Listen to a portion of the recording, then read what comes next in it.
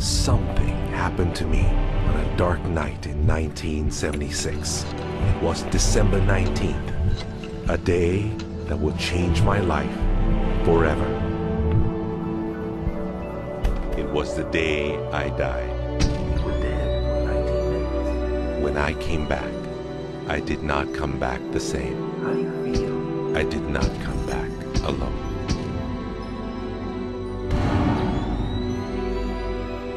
What seemed like days passed in 19 minutes. And over the course of the next few years, I began to remember the greatest mysteries revealed to me. Anything is possible.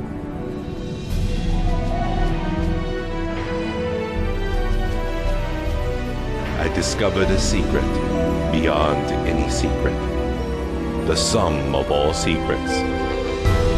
My eyes have seen this. You have seen nothing. It's out there, and I will find it. You will find nothing.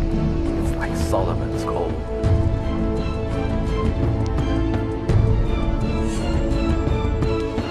It was the key to Solomon's wisdom.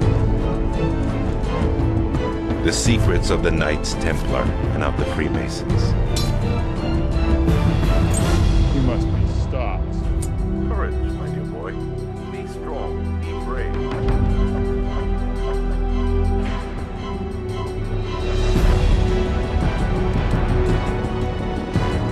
I challenged myself to find out everything I could. I found great teachers who knew this and began to seek them out.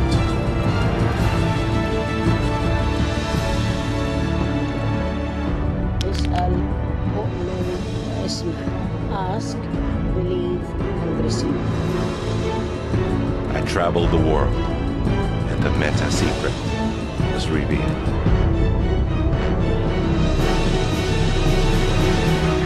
Time has come.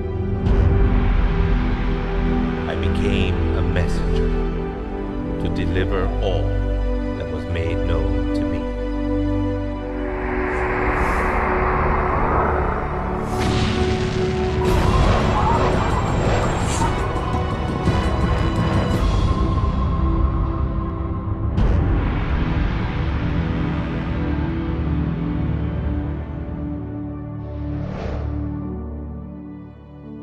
Hello there, I'm Bob Proctor.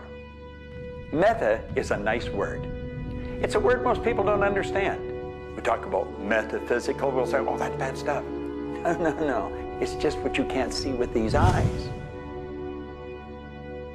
You got to see with an inner eye of understanding. Meta is beyond the physical. Do you know that 99% of our population has been programmed to let the outside world control the inside? If you want to get what you want, you let the inside world control the outside. That's what the meta secret's all about. The meta secret to wealth and abundance is doing what you love, following your passion, enjoying your life, being grateful for this moment, realizing that in fact, you already have wealth and abundance. You have wealth and abundance to the level that you allow it in your life. Expand your level of openness, deservingness, and you can have more wealth and abundance right now. How do you become more wealthy? You become more grateful. Studies here in the U.S. show that grateful people earn more money and are better at innovation. So the first step to becoming more wealthy is become more grateful. Find the good in your world right now, and you'll take a first step to become more wealthy. The meta secret to wealth is knowing exactly what you want and then being willing to pay the price to get it. Most people think that wealth just comes out of having this impression in your mind that you're going to live an abundant life. And that's an important piece of it, but it's incomplete. If you look at the word attraction in the law of attraction, the last 6 letters spell action, A-C-T-I-O-N. One of my favorite words is satisfaction. We all want to have satisfaction. And again, in Latin, satis means enough. Enough action, satisfaction, enough action produces the result. You know, I've been very, very successful with the Chicken Soup for the Soul books, and everyone thinks, oh man, you were lucky, you had this great idea. And we use the law of attraction. We visualized and we put up posters around our office that simulated bestseller lists with our name #1. We visualized bookstore windows full of Chicken Soup for the Soul books, all of which came true. But there's a asking and a believing and a receiving, the 3 steps that I think of in the law of attraction. And the second part of believing is taking action. Because if you believe that your action is going to pay off, you'll take the action. So believing doesn't just mean like sitting there going, I believe I can be wealthy. It means doing the things that produce wealth. The key to abundance is to act in spite of fear, act in spite of doubt, act in spite of worry, act in spite of inconvenience, act in spite of uncertainty, act in spite of anything. If we're talking about metaphysical, we're talking about beyond the physical. So what we've got to do is go inside. We've been programmed to live from the outside in. We're letting what's going on outside of us control what's going on inside. If we're going to get into the meta side of our own personality, we've got to get away from this physical instrument we've got and move into the higher side of our own personality.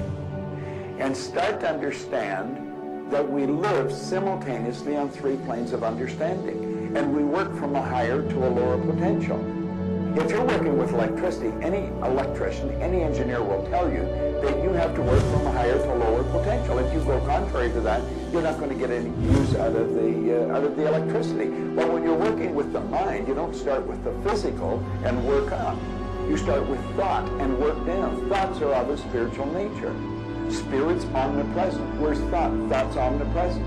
100% evenly present in all places at the same time. I can be underwater and think. I can be in an airplane and think. I've had the pleasure of working with a couple of the astronauts that have been on the other side of the moon, and they could think. Not only could they think on the other side of the moon, they could transfer their thoughts to somebody here on Earth. It's just a form of telepathic communication. You know, it's been said that if you build it, they will come.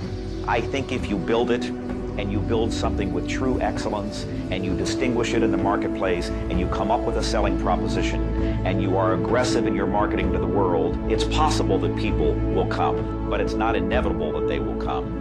And sitting around passively visualizing things is not likely to get the world beating a path to your door. My meta secret about wealth ultimately is you've got to create a lot of value for a lot of people. And if you do that, you will bring a lot of wealth back to you.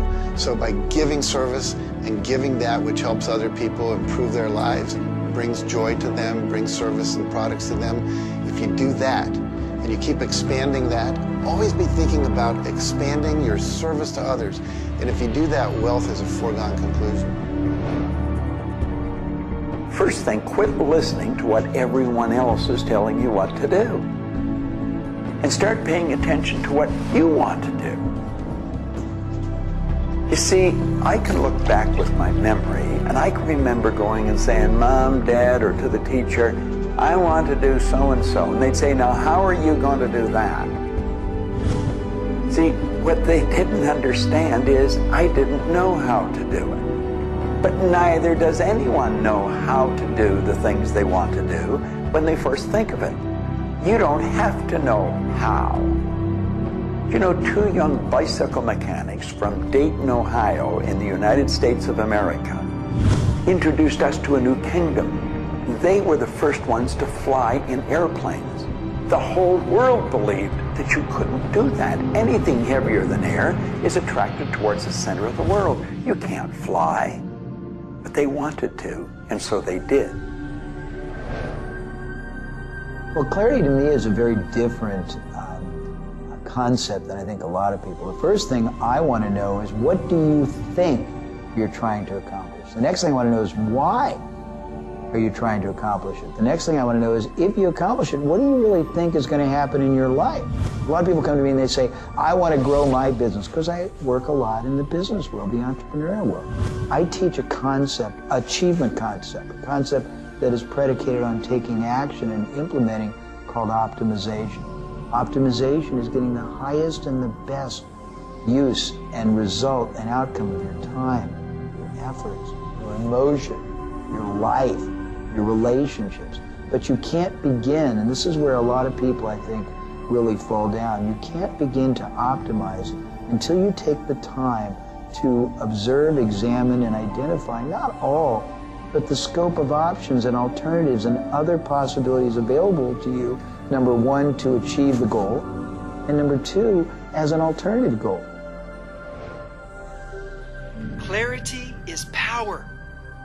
Just by being clear, you will automatically begin to magnetize things to you, to your life. The law of mentalism is about the mind. Everything that we have ever created, everything that has ever existed, existed first in the mind. All thoughts are the beginning of all things real. All things that you can touch and feel began in the mind. So if you want to be wealthy, you've got to decide what wealth is to you. Define it. What does it mean? How much money do you have to have? For me, financial independence meant having $30 million producing income, which allows me the lifestyle I want without having to work. And so I've achieved that. But I knew exactly what I wanted because I looked at what it would cost me to live my lifestyle. Most people don't know their net worth. They don't know their income levels of what would be required to produce what they want. They say they want to own a yacht, but they don't know what a yacht costs. They don't know what it costs for the slippage fee. They don't know what it costs to maintain a yacht. So go out and create your ideal lifestyle and then figure out exactly what it would cost to live it and then set that number as the number you want to achieve. Then believe you can achieve it. Visualize it every single day. Take action when the action comes. Ask for what you want. Reject rejection. Give up any idea of failure. Just persevere until you continue on, until you produce the result you want. The law of attraction's a good starting point for thinking about how to improve your life. You want to align your thoughts and your beliefs with what you want your life to be. But the law of attraction itself, by itself, won't allow you to achieve the abundance that you need. There are certain steps that you need to take, and these steps are all incorporated in what we call the meta secret. And the meta secret isn't one solitary method or one solitary system. The meta secret is a combination of tools, methodologies, and ways to understand the world and ways to understand how we can change the world. Until I started looking at who I was and who I wanted to become, nothing changed. Because every time I would look and I would blame something else or blame somebody else or just look in a different direction that was not inside, I would get more of what I was creating. Because every time I created something, people would react to that. Every time I took an action that was blaming this or blaming that, people would react to that. And you know what? Then I would react to their reactions. And I was creating an environment that was busy. Instead, an environment that supported wealth and abundance. If you look around, there's nothing but the abundance everywhere that you see. You see the trees growing. You see businesses happening. This is wealth. This is prosperity. This is abundance. If it's not happening for you, it's because unconsciously you have beliefs, counter-intentions, negativity that actually blocks it from coming into your life. It's actually working the law of attraction all the time, but it's happening on an unconscious level. The abundance is there. The wealth is there. But if you don't feel it, if you're not expressing it, it's because inside of you, you may feel you don't deserve it. This is part of the unconscious work that has to be done in order for you to feel on a conscious, real, live, earth-level level what's happening with abundance and prosperity. Abundance, wealth is your natural birthright. If you're not feeling it, it's because of your unconscious beliefs. The law of correspondence, simply stated, is as above, so below, as within, so without. The law of correspondence is simply attesting to the fact that we are human creatures, physically present, but we have minds and we have spirits. So we exist in more than just one plane. We might even be multidimensional beings with multidimensional thoughts, and there may be more to you than just meets the eye. If you want to be wealthy on the outside, you first have to become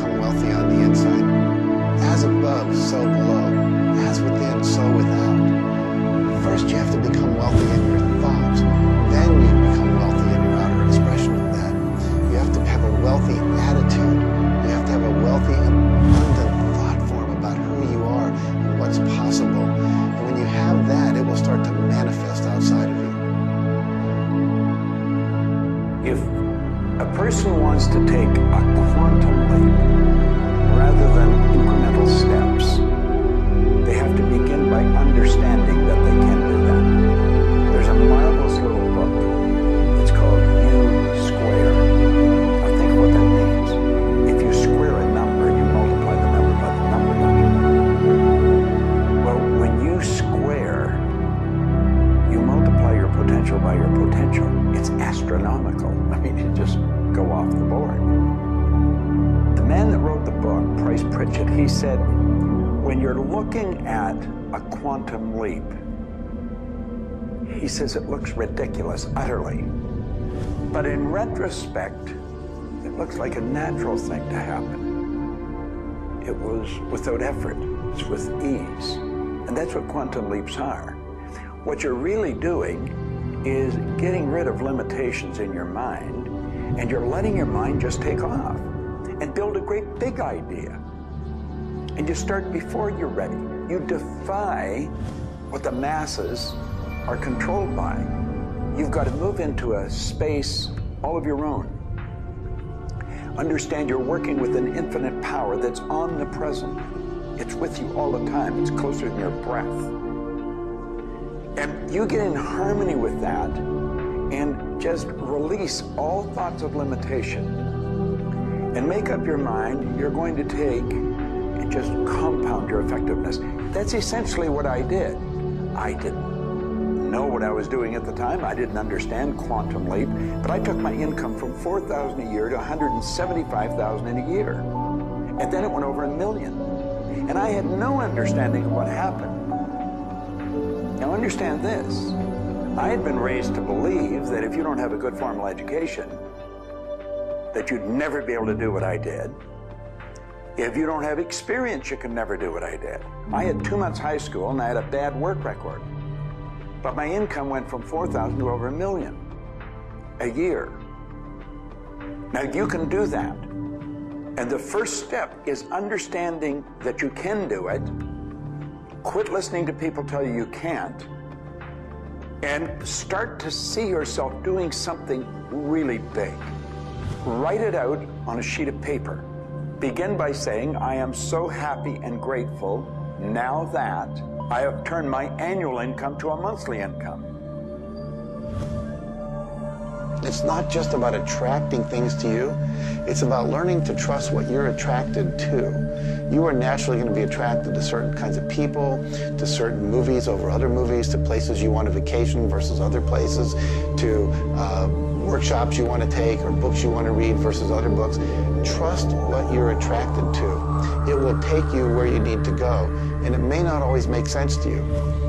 I remember going to a seminar, and there was a woman teaching about how to triple your income in a year.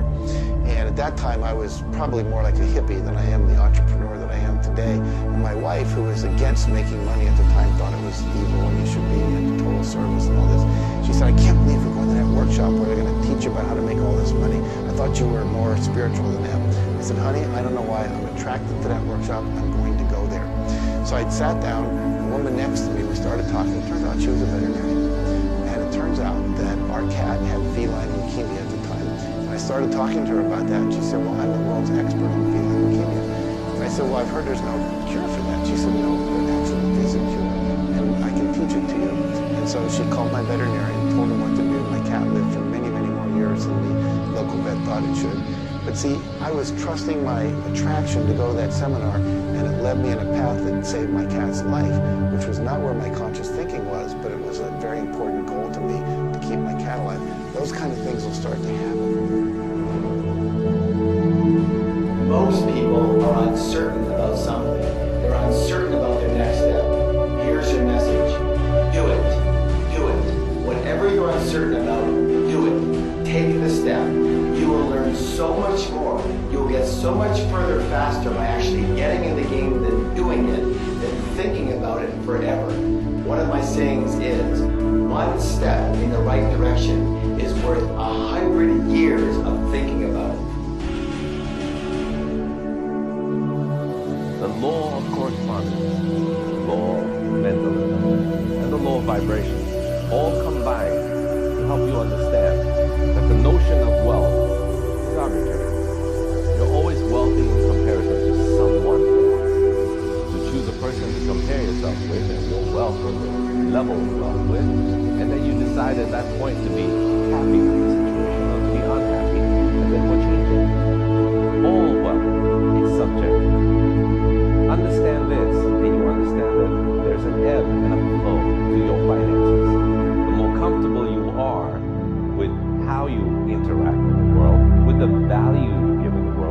service of the product that you give the world, then you begin to realize your place in it. And by realizing this, you participate in the abundance that is all around you in every moment, at every time. It is all yours. From the beginning, it was yours. Until the end, always yours.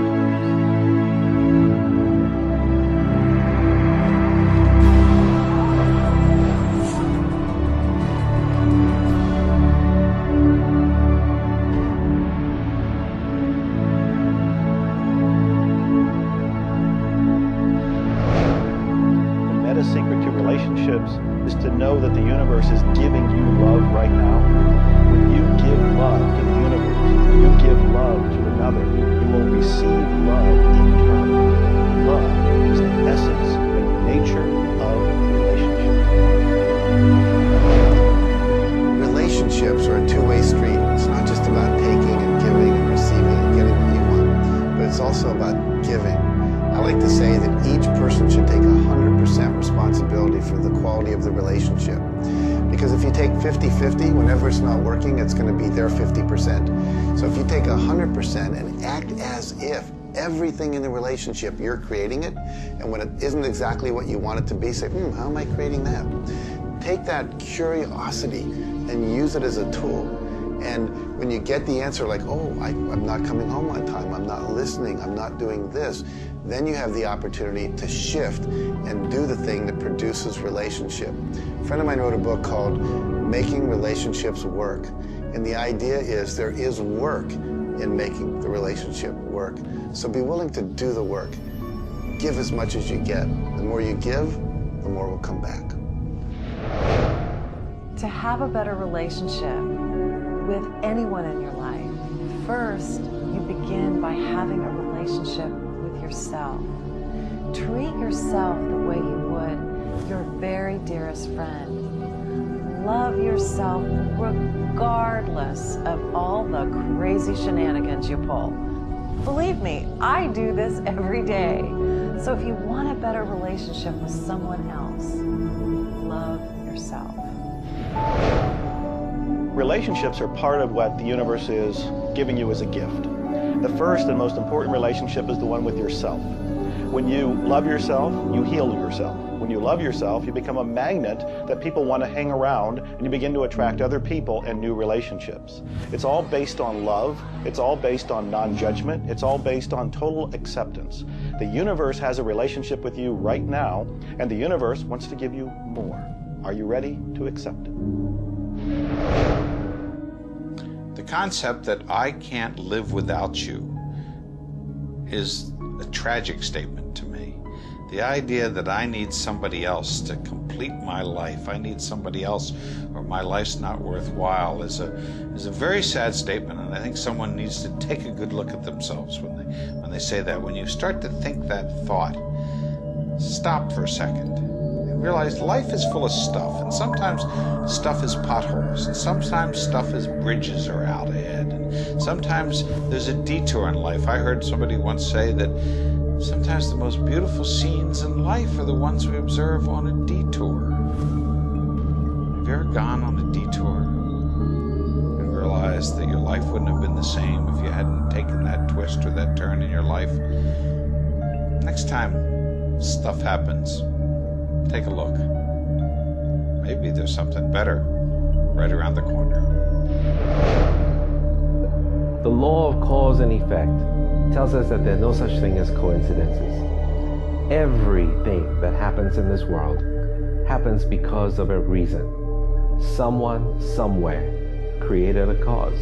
It may not be something you are aware of. It may not be something we can even begin to realize or see at this level. But at some level, someone, somewhere, or a group of people, or even us, may have created it. And so as a result, we see the effect. We see the effect around us. We see the effect everywhere on this planet. Everyone asks me, Jay, how in the world can I have a better, a happier, a richer, a more joyous relationship? And it's very simple. First thing is you got to slow down enough to be externally focused. It's all about them. The more interested and externally focused you are on the other person, the more extraordinary their experience will be, and the more naturally they'll reciprocate it. The second, and you're watching me, and I've got a serious side, and you know that, but you got to get in touch with your childlike sense of curiosity and innocence. The third is you've got to be in the here and now, and that's so trite and said so often, but being in the here and now means connecting deeply and being aware of what people are saying and looking at them and being responsive to their feedback and their mannerisms.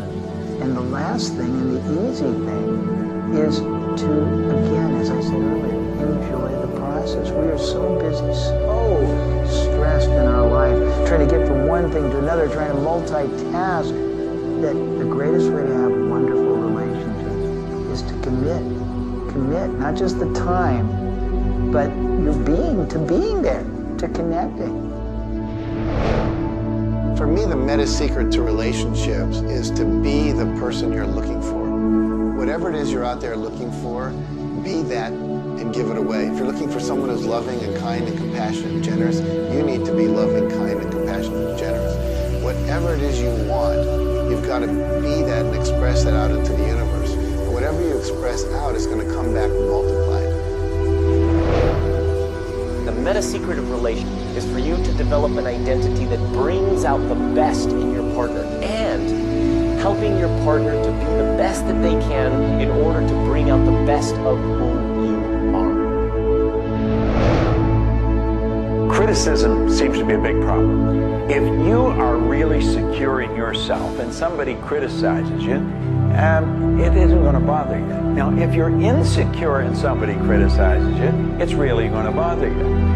You see, 9 out of 10 times, the person that's criticizing you really wants to help you. They just haven't really learned how to communicate effectively.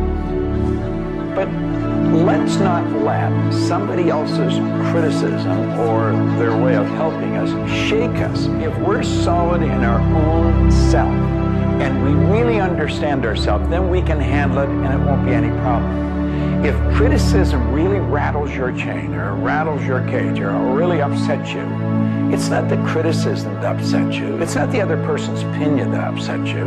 It's how you react to it. And you see, if you were really solid within yourself, you would respond to it. You'd thank them for it and say, but I really don't choose to do that. Or you'd say, well, thank you, that's probably a good idea, I'll try it. But they're not going to knock you off track. So it goes back to have a good, sound self-image, a good image of yourself. Maxwell Maltz wrote a beautiful book on that way back around 1960 called Psycho-Cybernetics. Psyche-cybernetics. Cybernetic is the communication mechanism in our mind. It's the image that we hold of ourselves. It's like a life-governing device. Well, you've got an image of you just same as I have an image of me. And our image controls how we walk, how we talk, how we dress, how we meet and greet people. And it also controls how we handle criticism when it comes our way. And it will come your way, just same as it comes to me and everybody. We want to be solid in our own belief about who we are and what we are. Let's really get to know ourselves.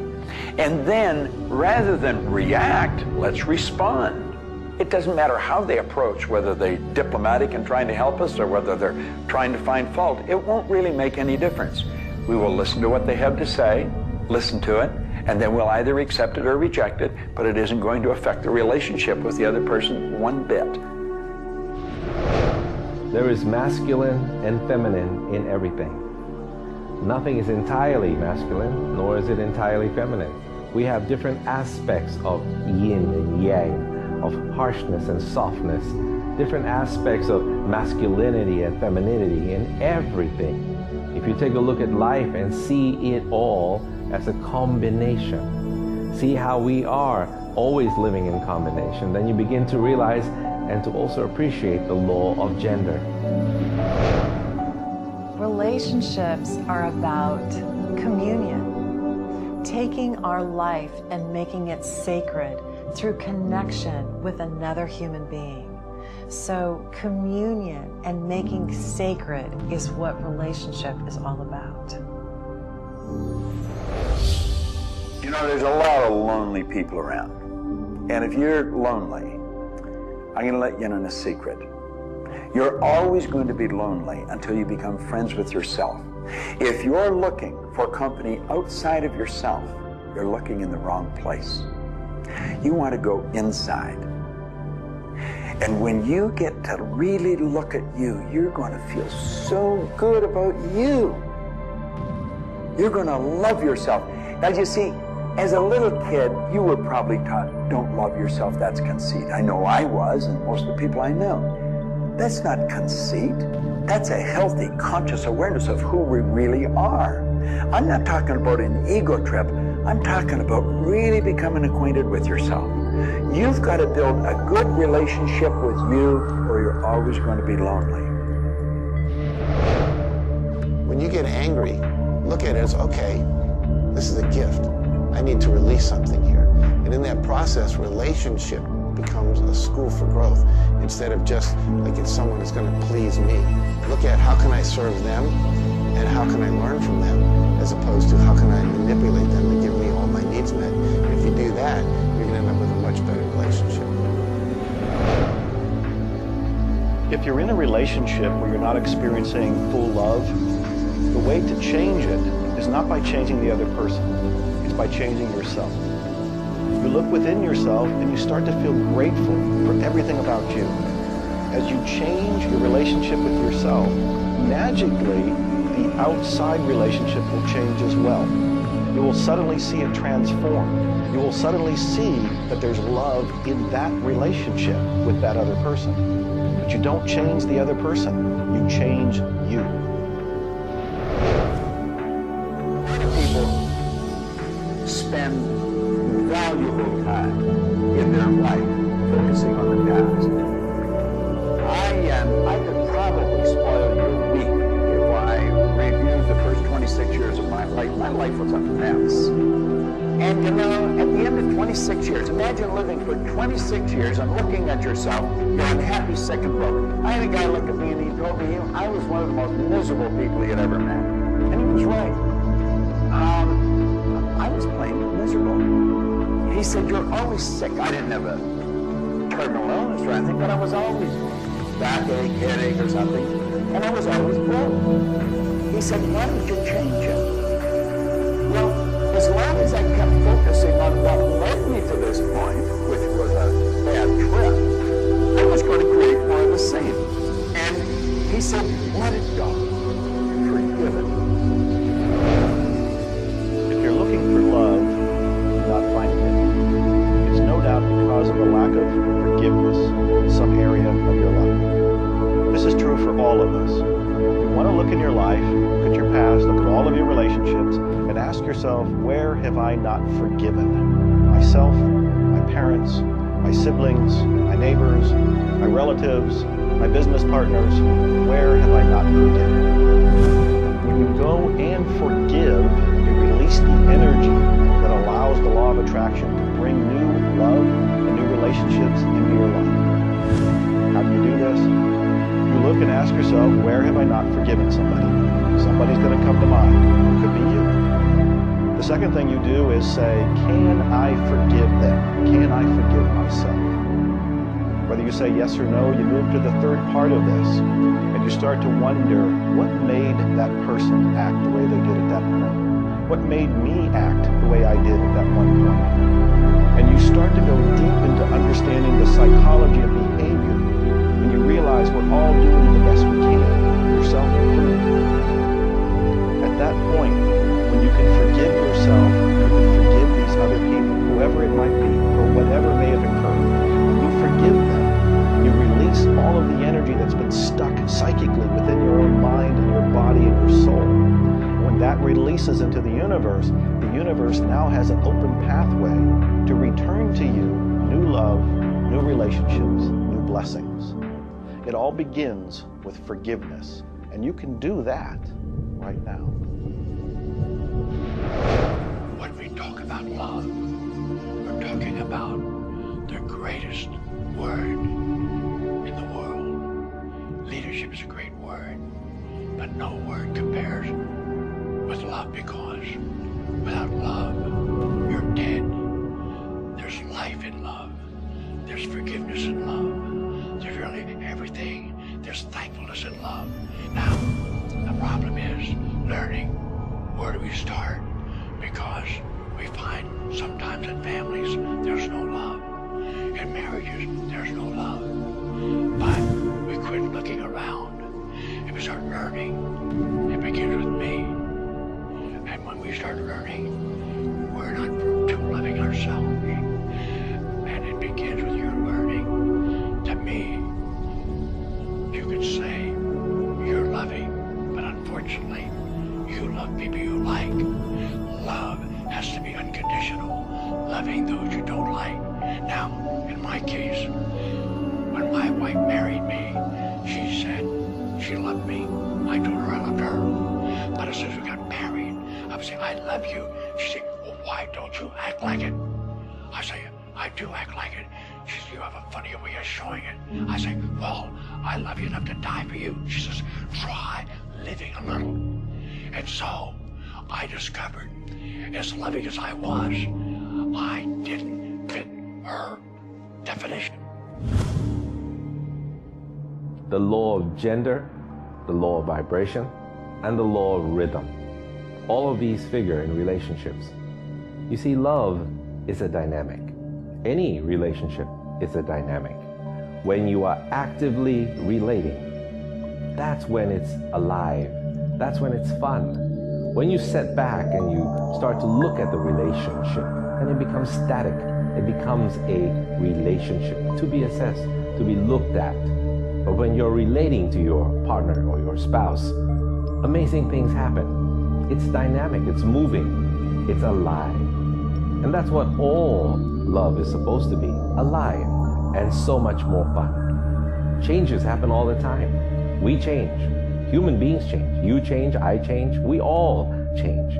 But if you can change together in the same direction, amazing miracles take place. Words, feelings, thoughts are all aligned. And all of a sudden, you can take on any problem, and it's not an issue. That's what relationships are all about. That's what relating is all about. That's what love is all about.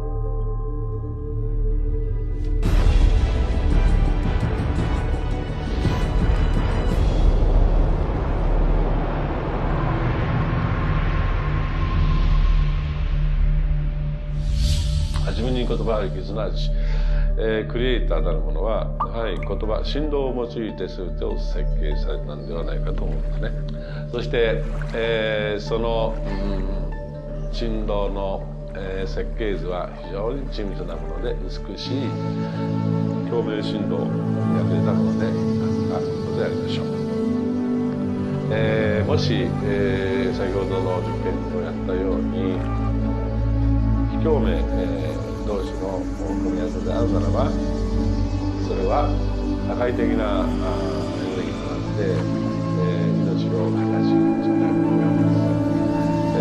私たちの体は最終的にクリエイターの、いろいろな、試行錯誤によってだんだんこう最終的なものから、生物だとかいろんなものだとかそういうものから衝動物が始まっていく。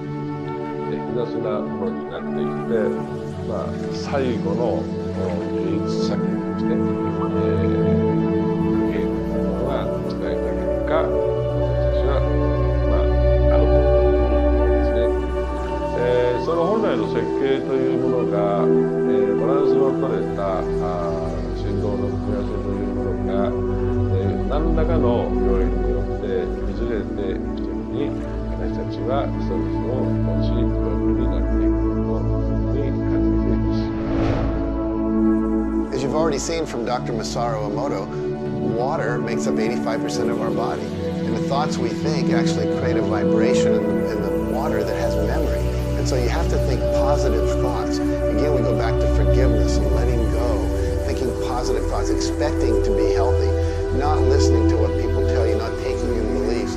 I have been out in the sun my whole life. I've never gotten skin cancer, don't intend to get skin cancer. When stuff comes on about it, I choose not to listen to it because I know that belief would affect me. So I believe that I am a person that my spiritual connection keeps me healthy. Also, though, I work on the level of the physiology of sense to play at that level. I eat organic food. I drink healthy water that's not contaminated with chlorine and all the stuff they put in it, so I filter my water. I eat the right kinds of nutrients for my body. I've found out what I'm allergic to, and I've basically eliminated those from my diet. I exercise. So exercise and keeping my body toned. We want to have resistance exercise. We want endurance, which means we need to jog and do aerobics and things like that. And we need to have flexibility, things like yoga and Pilates. We need a complete system to keep our body healthy. And then a detoxification, I think, is the part that most people don't do enough with. We are taking in so many toxins in the air we breathe. But if you will cleanse on a regular basis, I cleanse every Monday. I just do a cleansing diet where I just drink liquids and then I don't eat anything else, and my liver has a chance to get rid of all the toxins from my body. I want you to understand that you have a marvelous mind. And you can do anything with it, and don't ever listen to anybody that tells you you can't. You want to start to look at yourself, not as a body or as a name. Like, I'm not Bob Proctor. Bob and Proctor are just two words. You've never heard anybody phone into school and say, body's not coming today, it's sick. Never hear anyone say, hand, it's my hand, my body, my name. Well, you see, there's something wonderful about you and something wonderful about me, and it's the same thing. We have a marvelous mind. We're creative beings. Talk to your body. You're not a body, you live in a body. Now, this may sound silly because maybe nobody's ever said this to you before, but go around just repeating maybe 1,000 times to yourself, I'm not a body, I live in a body. I'm not a body, I live in a body. I'm not a body, I live in a body. Then start telling your body to relax. The meta secret to great health is to feel good now. You do that with good thoughts, you do that with good food, you do that with plenty of sleep, you do that by doing what you love. That's the meta secret to great health. The meta secret to health is to honor your body. Listen to your body. Are you tired? Are you hungry? Are you thirsty? Do you need time to play? Have greater health. Honor your body. Health. Not just physical health, not just eating the right things and getting exercise, but let's talk about emotional health. This means doing what you love, loving what you do, looking forward each day, researching, helping other people, giving back. This is the meta secret to emotional health. To me, recognizing the divine component in us has a twofold effect. On the one hand, it's incredibly humbling, because how many of us really live up to being godly? How many of us really maximize the God-given talents that we're given? How many of us really live lives of fulfilled potential? So on the one hand, it's kind of intimidating. But on the other hand, it's very inspiring.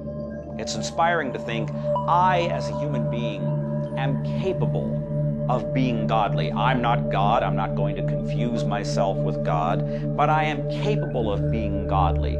I am capable of a goodness which can resound around the world. I am capable, like God, of using language to bring things into existence. An architectural drawing is the languaging of a building into existence. A marriage contract is the languaging of a relationship into existence. Any sort of contract does that. A novel creates a world that may be more real to us than the so-called real world that we are living in.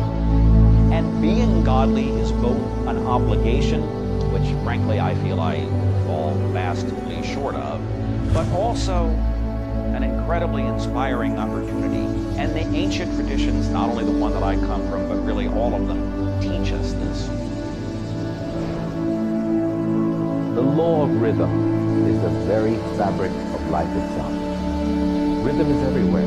Things are born and things die. We move into a season and we move out of a season. We go within and we go without.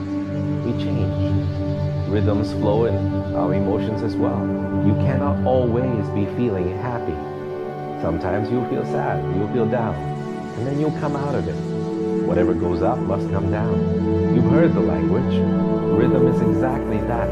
And the minute you begin to realize that all of life is all about the law of rhythm, then you can flow easily in bad times and then have more fun in happy times. When you start to expect rhythms, know that if you're happy in one direction, you can also be unhappy in the other direction. The law of rhythm surrounds us, works with us, and if you master it, there's nothing you can't do. The meta secret to health and having amazing energy is the ability to look at your world from a perspective that, hey, things aren't always going to go your way. But you know what? As long as you always do your best, as long as you are focused on what you achieve and what you're trying to accomplish, it's all going to work out. I think one of the most important keys is to recognize in life just about all the limitations that we have are self-imposed. To realize that is the greatest breakout, the greatest. I talk about staging jailbreaks in your life, breaking out of the mental prisons, getting over the walls of the self-imposed impossibilities in life. And it is remarkable what happens when you realize, take a look at what really is holding you back. And very often, almost all the time, it's you. It's you. The power lies within you. See, humor is good. It really is. I don't really understand what it does to you, but I know it does something to your brain. Norman Cousins, who's gone now, but lived a long and very, very effective life. And he had been diagnosed with a disease, and it was killing him. He was literally dying. And one day he got thinking to himself, if sadness and sickness are hooked together, then happiness and health must be hooked together. And so he had people bring in old movie films of Laurel and Hardy, all kinds of different old actors, funny stories. And he started to play them. They made him move out of the hospital. So he rented a suite of rooms in a hotel. And he had these movies playing all the time. And he was laughing, a real belly laugh. He got better. Now, I think you know when you're laughing, you're feeling good. Start to laugh at yourself. When you make a mistake, laugh at yourself. Don't get serious with yourself. It plays a very, very important role in a healthy, relaxed life. If you want to study it further, get into some of Norman Cousins' material, and he'll explain exactly what it does to the brain that controls the vibration of the body. Start laughing a little more. Have fun.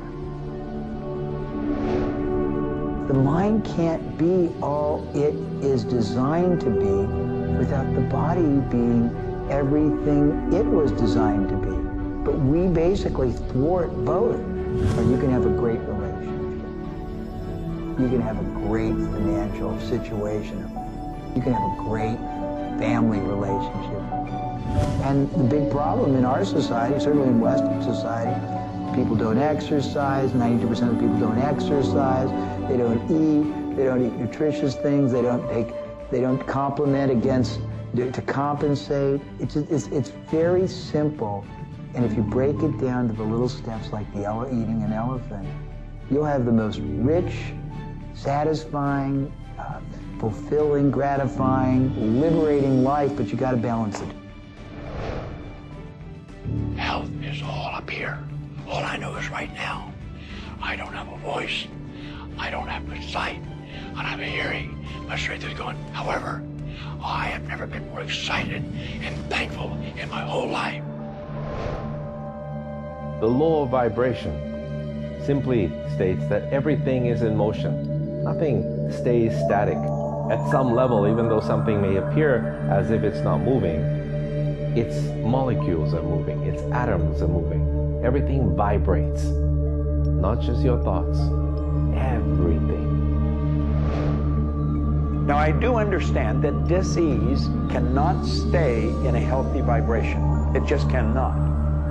I also understand you cannot turn dis-ease into health, but you can release dis-ease and recreate health. You see, your body is changing at the rate of millions of cells every second. And it's the thought patterns that you hold in your mind that control the vibratory rate of the body. Your brain is an electronic switching station. There's all kinds of material written on thought, on attitude, and on health.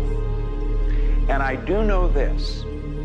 If you are suffering from a physical disease, quit talking about it, quit thinking about it, go to a very competent medical doctor and follow that person's advice, because he or she will tell you what to do physically, but at the same time, instantly begin visualizing every molecule of your being in a harmony with the law of vibration. Now, I would have an affirmation that I would repeat. I am so happy and grateful now that every molecule of my being is vibrating in perfect harmony with God's laws. My body is getting healthier and stronger and more vibrant every minute of every day. And repeat that. Treat it like a mantra. I can't predict what's going to happen for you personally, but I do know that hundreds of people, if not thousands of people, have experienced healings and cures by beginning to change their thoughts about what's going on in their body. In my book, The Attractor Factor, I talk about a person who had cancer. She experienced the idea of forgiving everybody and everything in her life, and she went through the process of doing that working with a coach. She then went back into the doctor's office, they opened her for surgery, and there was no cancer. It was gone. By forgiving everybody in her life, including herself, she transformed her body.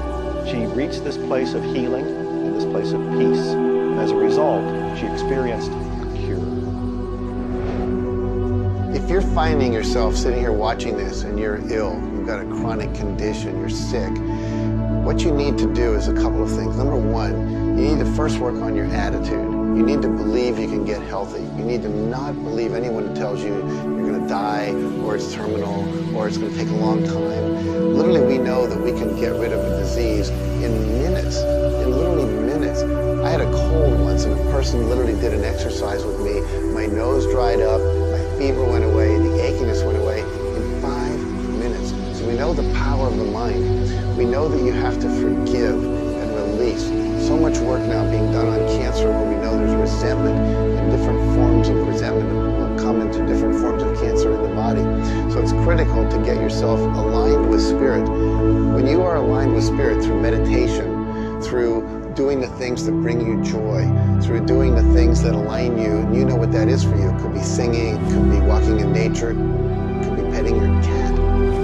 When you move into that state, healing naturally takes place through you. There's this innate, natural healing ability that's always working to heal you if you get you out of the way. By you, I mean your ego mind, your beliefs, your fears, your doubts, all of that stuff, all of the resentments you've held that you haven't released, that will keep you sick. So you've got to do some kind of work to get into a spiritual alignment and to release the negativity. Emotional pain is very real. It's like sorrow, grief. Like grief comes in waves. It just sort of overcomes you and then sort of fades away. You could have experienced some traumatic situation. Anything from rape to the loss of a loved one or being held up. Somebody invaded your privacy in some way or another. And it causes deep emotional pain. What we want to realize is that we are bringing that on ourselves. You say, well, wait a minute, you're not bringing it on yourself. No, but you're reliving the situation. We've got to separate ourselves from the incident, from the situation.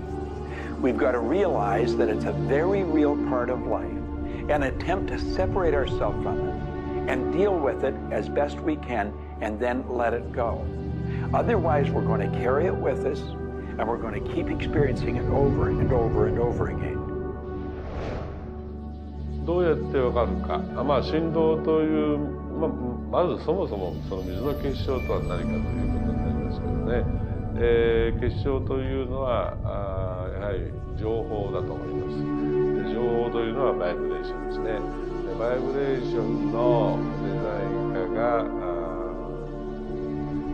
雪の結晶あるいは氷結結晶という形になって現れて出現すると思いますが、やはりその我々がなんで、美しいとか醜いだとかそういうような認識能力があるのか、あるいはそれだけには全人類本当に、一緒の価値観を保っていると思うんですが、それはもうやはりクリエイターがそのように設計されて、いるからだと思うんですね。それが崩れちゃったらもうこれはもう本当にどうしようもないんだけど、その美醜というのが我々の美しさ、ごめんなさい、バイブレーションの健全さということにつながっていると思います。水は神が自分の意識あるいは意図をまんべんなくこの宇宙に伝えるためのキャリアとして作られたものだと思いますね。ですから水が別の言葉で言うならば神の自身のメッセンジャーということになると思いますね。それの形が大げさに言えば結晶という形で表されていると。で神にとってふさわしくないなと思うような現象についてはやはり結晶的に良いものはイエスという判断を示すということになっていると思うので、それがなぜできるのかということなんだけど、これはまた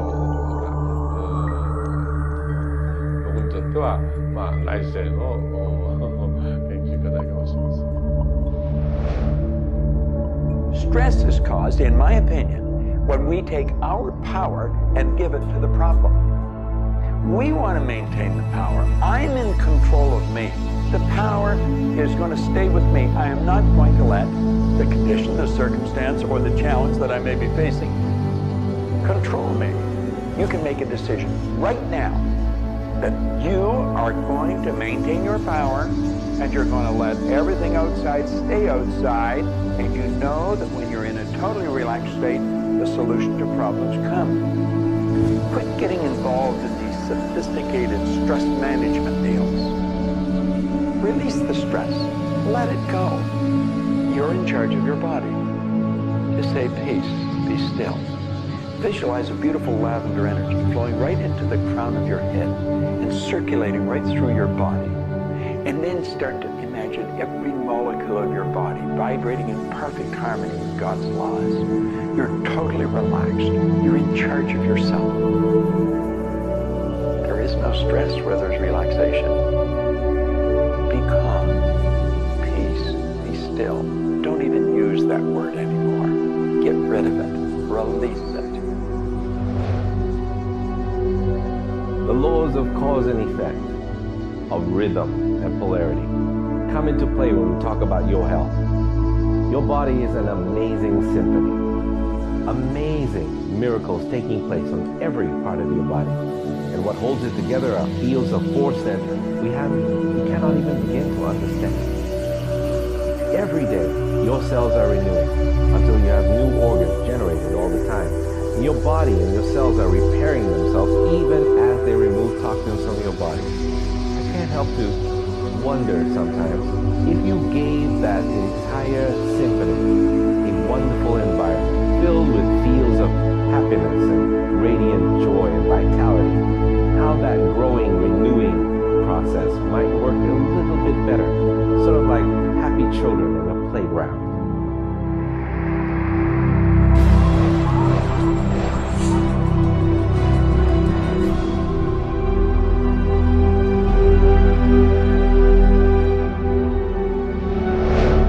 Here's the paradox of being human.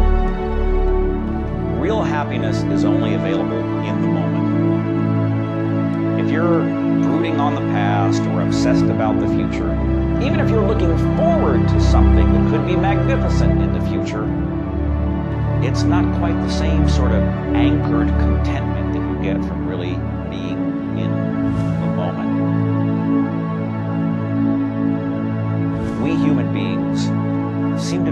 perpetually someplace else. It's kind of like one definition of the human predicament, the human condition. We are perpetually thinking about the past and the future, something to the right, something to the left, something else.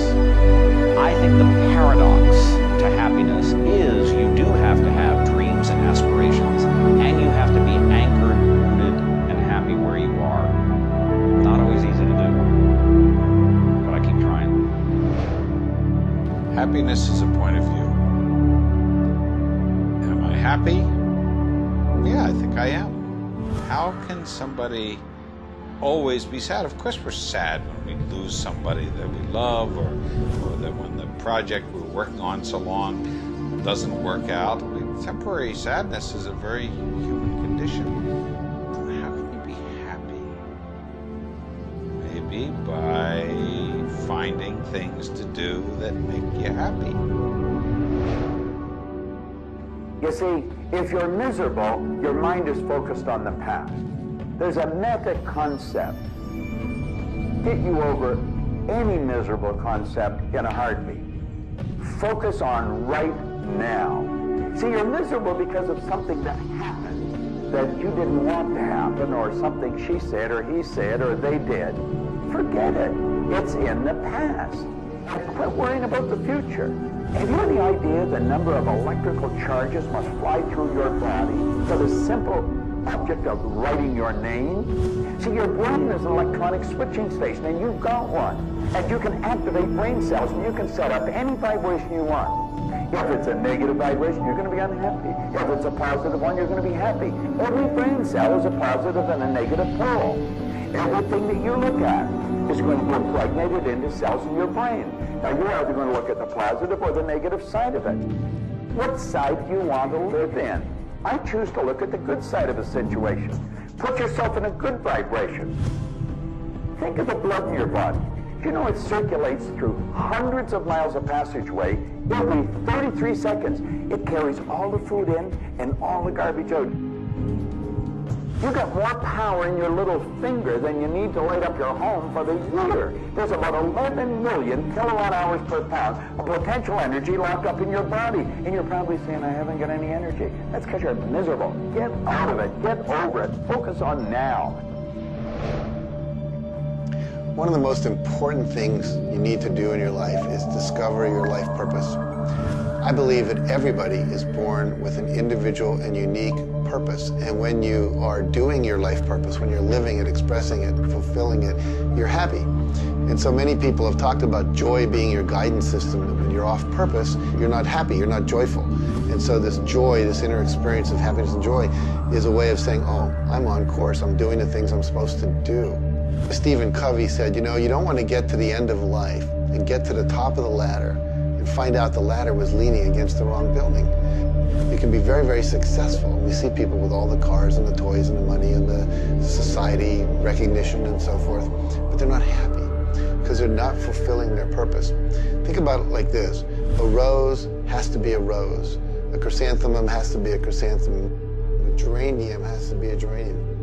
And yet we as people have been given choice, the choice to pursue any number of things and do whatever we want to do. But unfortunately, most of us have been talked out of our purpose. If you want to be happy, come back into this moment and do what you love in this moment. You should absolutely work toward improving your life, improving the world, improving your relationships, improving your finances. Every sort of conceivable improvement at a micro or macro level should indeed be your agenda. But if you are not happy with things the way they are, then your happiness is perpetually on hold pending a condition that doesn't exist yet. If you do that, you will never be happy. You have to realize that the point of power in your life is in this moment. People think about the future and they throw their power into the future. There is no future. When it gets here, it's called now. It's called this moment. People think about the past and they throw their power into the past. But there is no past. It's gone. When you think about the past, you think about it in this moment. This moment is all there is. And you can be happy in this moment. When you are, everything is taken care of. All is well. Happiness and achieving happiness is a process. It's not something you achieve right now and you're done and you have your happiness. It's something that you're constantly attaining and re-attaining through life. And the way to do that is to really understand what brings contentment in your life and to achieve that. And one of the key things to remember in terms of happiness is that part of this process is sharing happiness with other people. The more we share happiness and the more we teach other people how to bring happiness and fulfillment in their life, the more we'll be happy and fulfilled. So continue with your journey of greater fulfillment and you'll have more happiness in your life. The law of polarity is about dualism. Everything exists in relation to something else. There is no person that's entirely good. There is no person that's entirely bad. There is no entirely hot or entirely cold. It's always hot in relation to something else that's colder. It's always colder in relation to something else that is hotter. We move in directions as opposed to moving in a static field. We always move from one place to another, from one thing that's more pleasant to something that's less pleasant, or something that's unpleasant to something that's more pleasant. There is a movement, and this movement exists because of polarity. Happiness is what you want, and happiness you can have right now. Why aren't you feeling happy? Why isn't anybody feeling happy? Because psychologically they use unhappiness as a motivator.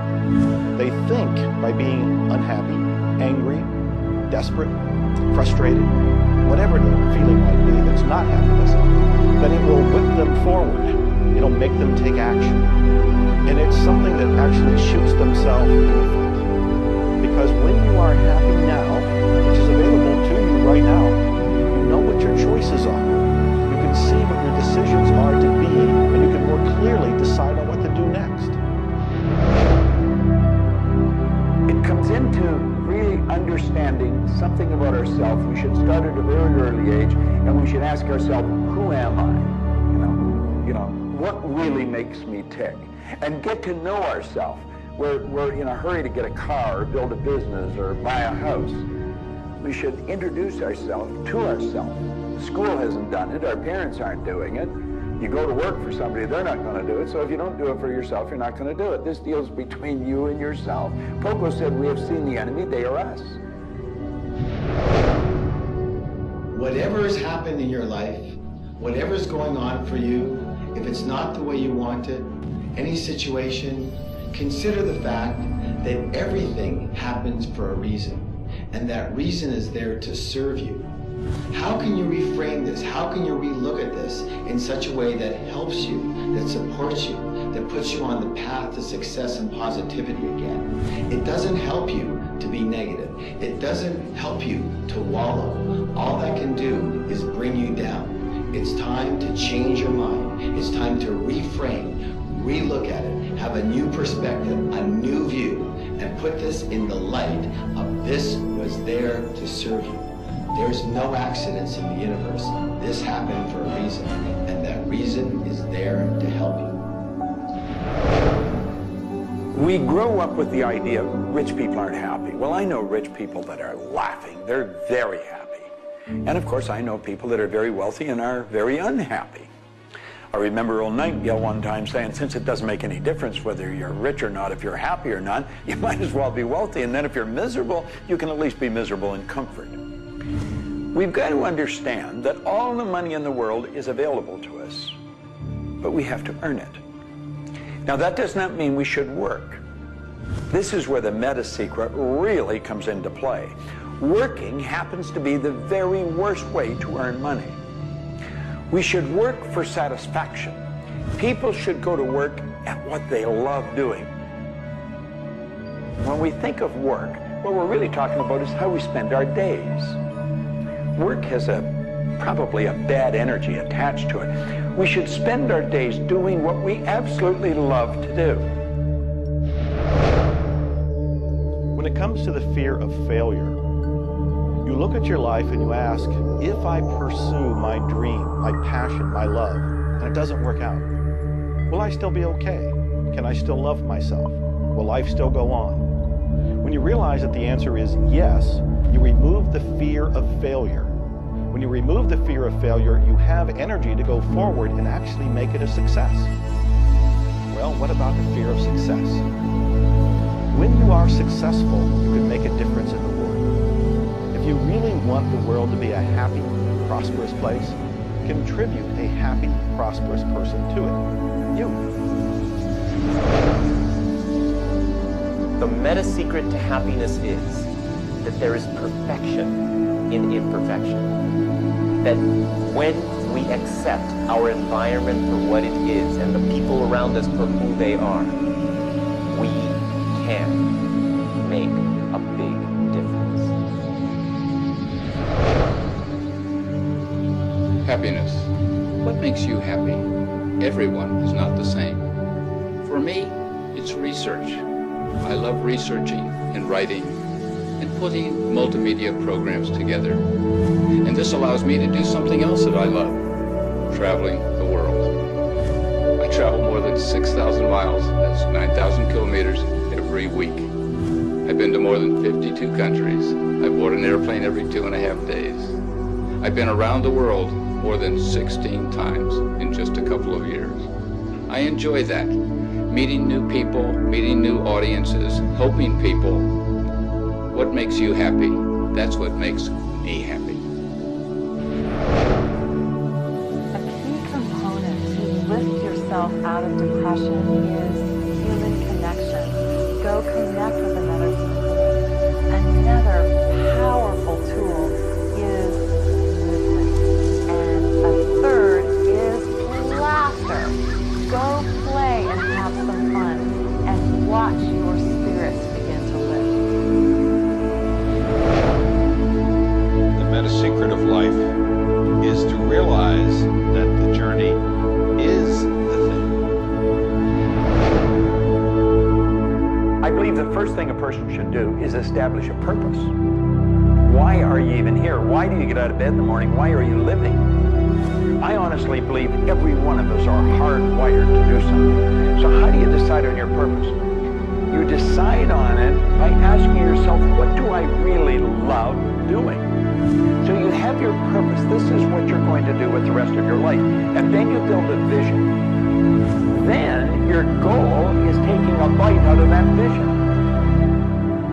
Now, when you do that properly, you're going to love what you do. When you wake up in the morning, you can't wait to get going, and you're going to be doing it until you go to bed at night. Therefore, all of your day, all of your hours are filled doing with what you love to do. That's called living. Everything else is dying. See, there's a basic law of life. It says create or disintegrate.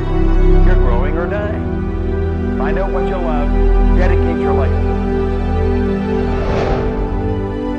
Most of us, when we approach happiness, are looking for someone out there to make us happy, some event to occur, and then we'll be happy.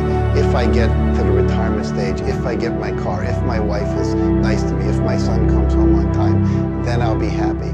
The truth is, happiness is an inside job. It's a choice. When I have an expectation on how someone else should be, I've given my power over to them. What I want to do is simply learn how to create joy and happiness inside myself. And we can do that in numerous ways, by doing the things we love, by focusing on the good qualities in ourselves, by choosing to focus on the good qualities in others instead of being judgmental. Once we realize that happiness is an inside job, and I get to be as happy as I choose to be, not as happy as other people make me, the reality is I can move into a state of pretty much constant joy and bliss. Stuff happens. Life happens. And then you get to choose. Look, you have a mission to do. You have to find meaning in your life, and you have to share it with others. There's a whole world out there that is suffering, that is in survival. They are grieving and they are hurting. You and I can make a difference. You begin right now by looking at your life, no matter what's going on in your life right now, and you find the good in it, the positive in it, the growth-oriented reasons for whatever it happens to be. You find the good in it, and whatever is happening, you turn it into something positive. You turn it into something good, and you go and share it with the world. You will become an inspiration to others. People model other people's behavior, and that's how the world changes. You be that inspiration for success. You be the model for change. You be that person that has meaning in their life, and you will give meaning to yourself and others. It all begins with you. You have always had, you have at this moment, you will always have in the future, the power to achieve, to accomplish, to have anything and everything you want in the terms of monetary wealth, prosperity, in terms of health, in terms of happiness, relationships. However, it will never, ever occur until and unless and until after you first are clear on the specific goals. Number two, you are very clear on the action steps. Operative word is action steps you have to take. Number three, you have an action step-based plan, a strategy, and the steps are just the tactics. You implement it in a timely, regular, scheduled way. Number four, you monitor, you pulse, you really pay keen attention to your progress, and you adjust if it's not what you want, and you adjust higher if it's better than you want. And number five, you focus on other people's benefit. You don't be self-consumed. You do those five things, the world really is your oyster. You know, you find people that are quite comfortable with what's termed uncertainty. The truth is there isn't any uncertainty. There's only the law. And the law decrees that everything happens the way it's supposed to happen. If we build the image in our mind of what we want, and we're true to that image, that'll control the vibration we're in, that controls what we do, and it controls what we attract. Now, the problem is, we let that image get out of the way every now and then, and we're controlled by something outside. And that takes us off track. We've got to correct it and get back on track. But a person that has direction in their life, there's no uncertainty. There's only good stuff coming. It's stuff that's going to cause the image in our mind to move into form. And so we wake up every day wondering what part of it's going to show up today and where's it coming from and who's going to deliver it. Every day holds something really good for us. Alfred Adler, the great psychologist, said, "I am grateful to the idea that has used me." I love that. Get a big idea and understand that you're going to see it move into form, and that's just as certain as the night following the day, because that's governed by law too. The laws of correspondence of vibration, polarity, and rhythm come into play when you talk about the meaning of life and happiness. We make our happiness dependent on what other people can do for us instead of what we can do for ourselves. You know, there's a concept they don't teach you in school. It's called enough. Sometimes what is enough for one person may not be that way for somebody else. And we want more.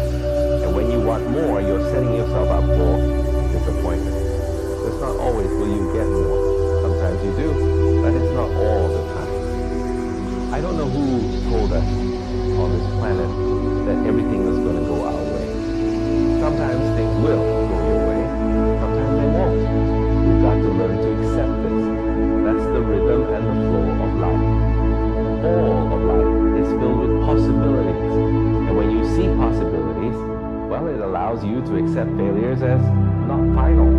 Failures are learning lessons. The American Indians, the Hopi Indians in the Southwest, well, they have a belief. Every day they wake up and pray to the Great Spirit. And they say, "Oh, Great Spirit, allow us today, this day, to make 20 mistakes." You see, they believe that by making mistakes, by failing, you actually learn more. You add to this wonderful fountain of wisdom that is called you over a period of time. And if you don't fail, they say, you don't learn anything. So how many times have you failed? I know I have failed a lot. But over the course of the years, I also knew something that was different. And that was that I was responsible for my own happiness. I knew that there was laughter everywhere.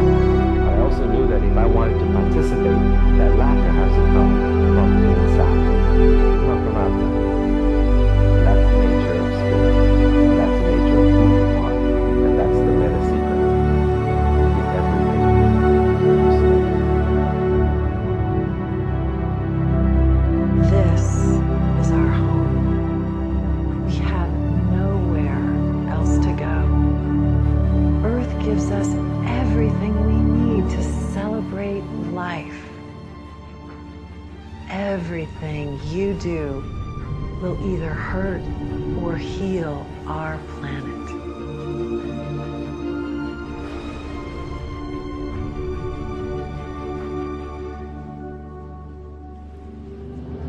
You were brought here to learn many lessons. To learn how to love who you are, where you are, and the people you surround yourself with.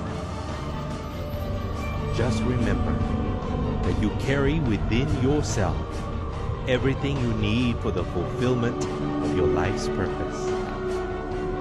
You are the sum of all of your experiences, all of your choices. You are a work in progress. You deserve more happiness, more love, more joy, more abundance, and especially more fun. Life was never meant to be a struggle. You were meant to participate in this grand miracle called life. And as you begin to look all around you, start now to taste, smell, hear, and touch with your heart the abundance that surrounds you. You are indeed spectacular beings of light. So if you want to know the meta secret to life, to happiness, live more, love more, and laugh more. Change the stories in your head, and you can change the world. It's a short trip. Make it a good one.